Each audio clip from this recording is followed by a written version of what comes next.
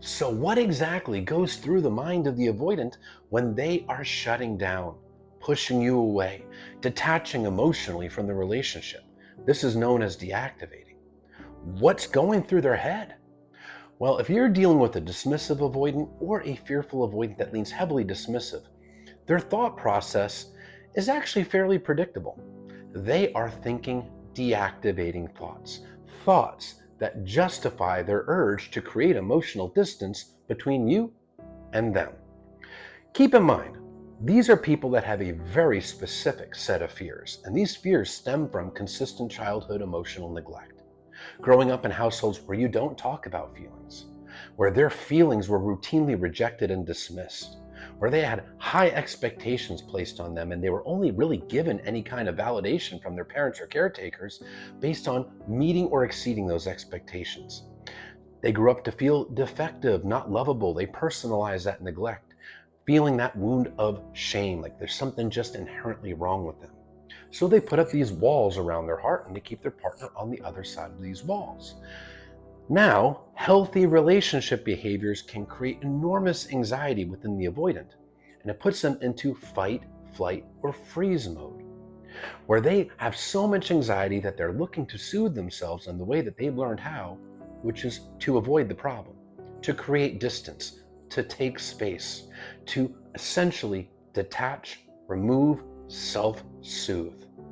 They're thinking processes to justify this. Well, this relationship really never was going to work. I'm just so busy with work right now. I don't really have time for a relationship. I'm just meant to be alone. Boy, this person, my partner, is just so needy. They just expect far too much from me. I'm never going to give them what they need. Oh, we're just fundamentally incompatible. I mean, look, they love Italian food, and I don't like Italian that much. It's never going to work. Look, they're just so sensitive. When I take time and space, they get so needy, so clingy. What they're doing is they are looking to the external rather than the internal. These are deep attachment wounds within them that get triggered by normal relationship behaviors, such as disagreements, emotional closeness, vulnerability, any kind of expectations, commitment, all things that are part of a healthy relationship but are triggering to them because it pokes at those attachment wounds from childhood. So, rather than take accountability for it and recognize it's their own insecurity, they instinctively look to blame these on their partner or on external circumstances. Now, the reason they do this is to avoid that wound of shame. Now, that wound of shame is that feeling like they are unlovable, defective, worthless. Now, that feeling comes from that consistent childhood emotional neglect and the personalization of it. See, they didn't recognize that it was the shortcoming of their parents. As a kid, they felt it must be something wrong with them. Now, this is why they look to create emotional distance, because the subconscious fear is too much closeness means I'll get exposed for not being good enough and I'll get rejected. But that wound of shame is also why they struggle to take accountability.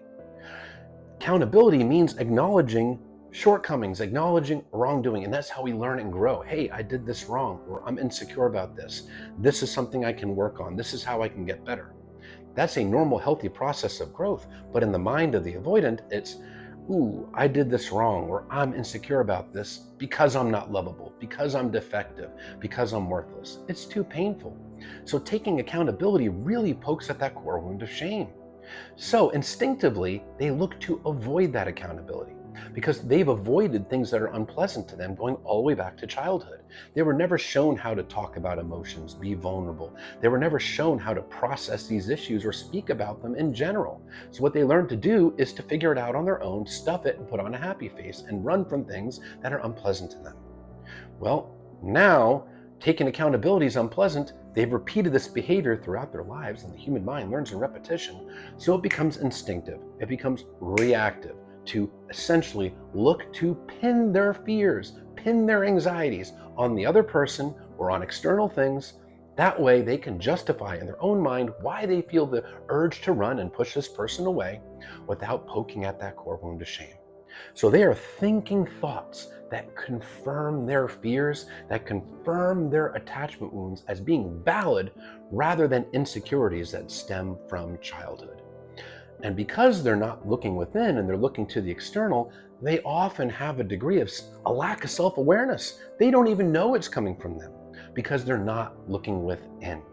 And they'll tell themselves stuff like, well, I just can't seem to find the right person. And when I find the right person, I won't feel this way. I won't feel the urge to push them away. I won't feel the urge to end the relationship. Not recognizing that until they do look within, self-reflect, take accountability, start really truly working on healing their attachment style and becoming more secure by not only therapy, but learning new behavioral patterns, they will continue this throughout their lives, failed relationship after failed relationship, because of these attachment wounds. Now, if they're shutting down and coming up with these justifications to end it, telling you that you're just incompatible out of nowhere, pushing you away out of nowhere when things seem like they're going great, it's not because of you or anything you did wrong. It's because of their insecurities being triggered, their fears of rejection, their fears of vulnerability, their anxieties that they get from normal relationship behaviors. Don't blame yourself. It's not your fault.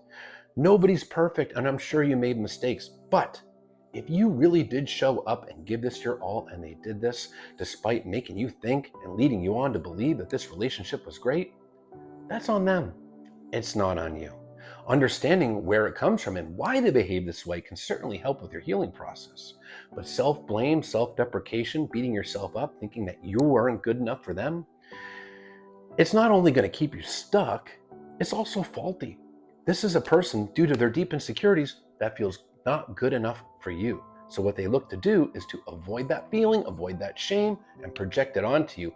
But it's a self-defense mechanism. It doesn't mean you actually did anything